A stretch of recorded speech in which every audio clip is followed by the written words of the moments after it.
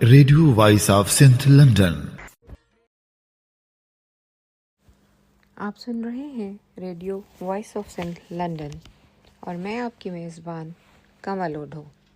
سامعین، آج آپ کے ساتھ ایک آرٹیکل لے کے حاضر ہوئی ہوں جس کے لیکھاری انور مقصود ہیں، اور وہ اپنے آرٹیکل کا آغاز کچھ اس طرح سے کرتے ہیں: ہم ہندوستان میں غربت اور خوف کی زندگی گزار رہے تھے۔ پاکستان بنا تو یہاں پر آئے۔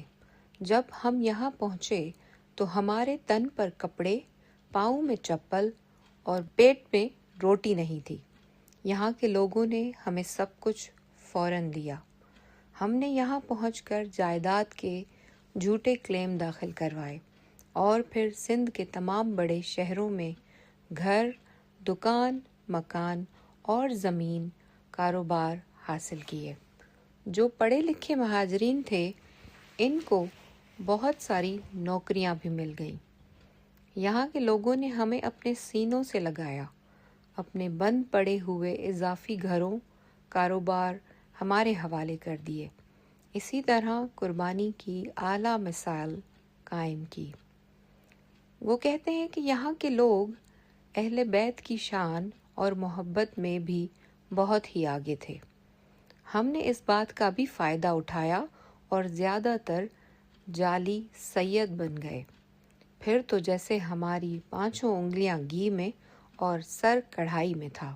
ہمیں صرف اردو ہی اور اپنی اپنی مادری زبان بولنا آتی تھی، مگر یہاں کے لوگوں نے ہمیں سندھی زبان سیکھنے پر کبھی مجبور نہیں کیا، بلکہ سارے سندھی اردو زبان میں بولنا سیکھ گئے۔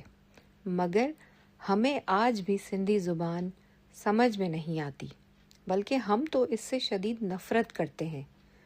ہماری سب سے بڑی سیاست یہ ہے کہ ہم 70 سالوں سے مہاجر ہیں اور پاکستانی نہیں بنے، مگر مقامی لوگوں کو کہتے ہیں کہ پاکستان بن جاؤ۔ آج سندھ کے تمام چھوٹے بڑے شہر اور ان میں موجود گھر و مکان، نوکریاں، بہت کچھ ہمارے پاس ہے، مگر پھر بھی ہم مظلومیت کا رونا روتے ہیں۔ تاکہ مزید آگے کچھ مل سکے تو لے لیں گے۔ حیرت کی بات تو یہ ہے کہ ہمیں مہاجر قوم کا پکا نام دینے والا شخص خود 10 سالوں میں برطانیہ کا شہری بن گیا، مگر ہم آج بھی مہاجر ہیں۔ اور تو اور ہمارے اس لیڈر نے ہماری قوم کی بیٹیوں کو اس قابل ہی نہ سمجھا کہ ان سے شادی کرے۔ اس نے شادی بھی کی تو بلوچوں سے۔ ہمارا لیڈر ہمیشہ سے اس کوشش میں رہا کہ کس طرح پاکستان کو توڑا جائے اور پھر اپنے آبائی ملک ہندوستان سے مل جائیں، مگر یہ کمبخت سندھی، سرائکی، بلوچی، پنجابی اور پٹھان ہماری اس سازش کو سمجھ گئے ہیں اور ہمیں ایسا کرنے نہیں دیں گے۔ ہمیں یہ بھی پتہ ہے کہ اندرون سندھ کے لوگ بہت ہی قسم پرسی کی زندگی گزار رہے ہیں۔ ان لوگوں کے پاس پینے کا صاف پانی تک میسر نہیں، تعلیم نہیں، اسپتال بھی نہیں۔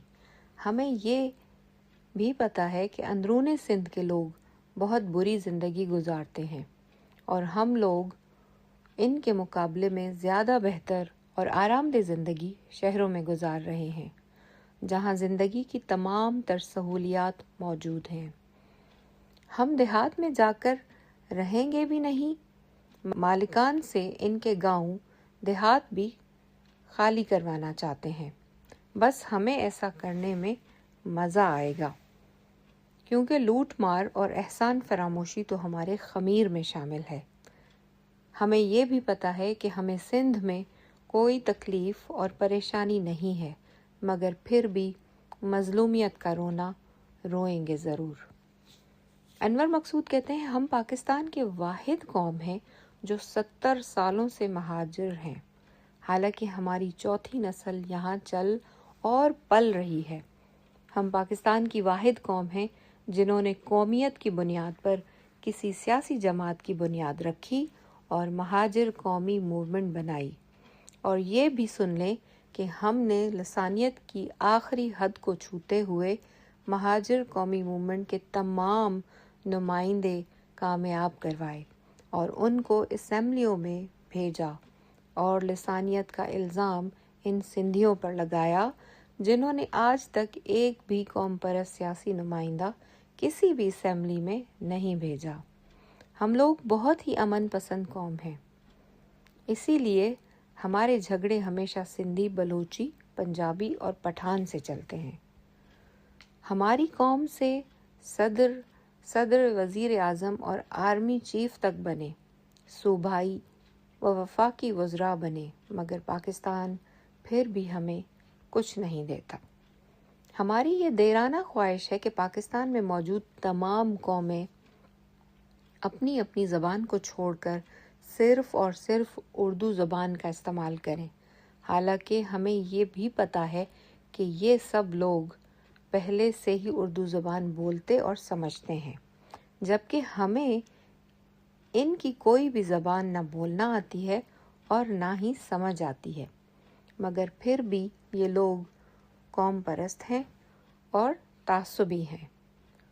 اگر کہیں 10 سندھی، بلوچی، پنجابی، سرائکی یا پٹھان کھڑے ہوں تو وہ سب ایک اردو بھائی کی وجہ سے اور اس سے یکجہتی کے لیے اردو زبان میں بولنا شروع کر دیتے ہیں، مگر افسوس ہمیں آج تک سندھی یا کوئی اور زبان بولنا نہیں آئی۔